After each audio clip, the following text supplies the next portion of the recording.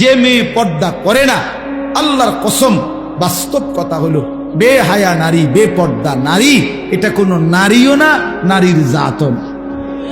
এটা কোনো বেডিও না, বেডির জাতও না। এটা প্লাস্টিক, এটা প্লাস্টিক অথবা বালতি অথবা লোডা অথবা বদনা, এমন কিছু হইতে।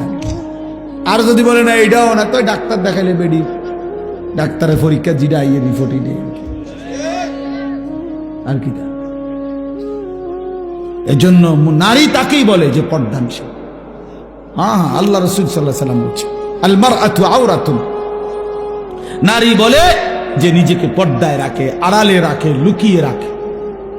যার সত্তার ভিতরে, মানে যার অস্তিত্বের ভিতরে, যার রক্তের ভিতরে, যার চামড়ার ভিতরে, যার রক্ত কণিকার ভিতরে পর্দা, হায়া, লজ্জা, নিজেকে লুকিয়ে রাখা, আড়ালে রাখার মানসিকতা মৃত্যু পর্যন্ত বহাল থাকে, তাকেই কেবল নারী বলে। নারীর রক্তে আল্লাহ তাআলা হায়া দিছে, নারীর রক্তে রক্ত হায়া এটা নাই, ছুটে গেছে যে নারী, ওইটা কোন আর নারী, ওইটা আর নারী থাকে না, ওইটার মেয়ে থাকে না।